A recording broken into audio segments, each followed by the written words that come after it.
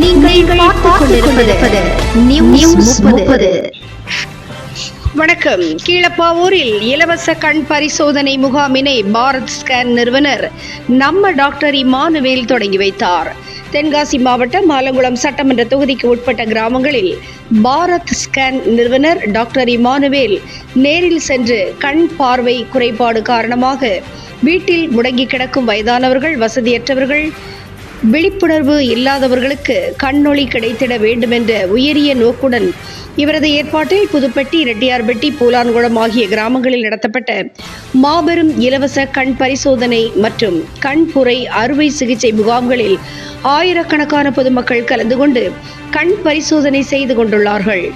இம்முகாமிலேயே Bharat scan நிறுவன மருத்துவ குழுவினர் கலந்து கொண்டு இலவச இரத்த அழுத்த பரிசோதனை, இசிஜி, சர்க்கரை அளவு பரிசோதனைகளும் இலவசமாக செய்யப்பட்டது.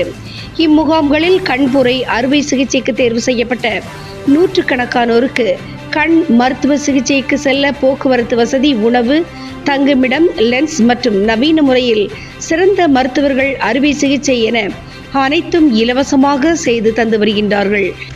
அதனைத் தொடர்ந்து 4வது பிரம்மாண்ட கண் பரிசோதனை மற்றும் கண்புரை அறுவை சிகிச்சை முகாம் கீழப்பாவூர் ஏவி உயர்நிலைப்பள்ளி வளாகத்தில் நடைபெற்றது.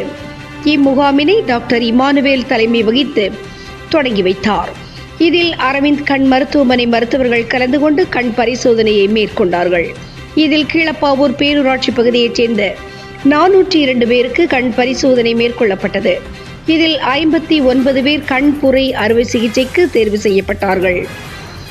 இம்முகாமில் தட்சிண மாறா நாடார் சங்க தலைவர் RK காளிதாசன், கீழப்பாவூர் பேரூராட்சி மன்ற தலைவர் PMS ராஜன், தமிழ் இலக்கிய மன்ற தலைவர் செல்வன், முன்னாள் பேரூராட்சி தலைவர் பொன்னறிவழகன், முன்னாள் துணை தலைவர் தங்கசாமி, ஊராட்சி மன்ற தலைவர்கள் ஜெயராணி, கலைச்செல்வன், திரவியக்கனி, குணரத்னம் மற்றும் மல்லிகா உள்ளிட்டோர் பலரும் கலந்து கொண்டார்கள்.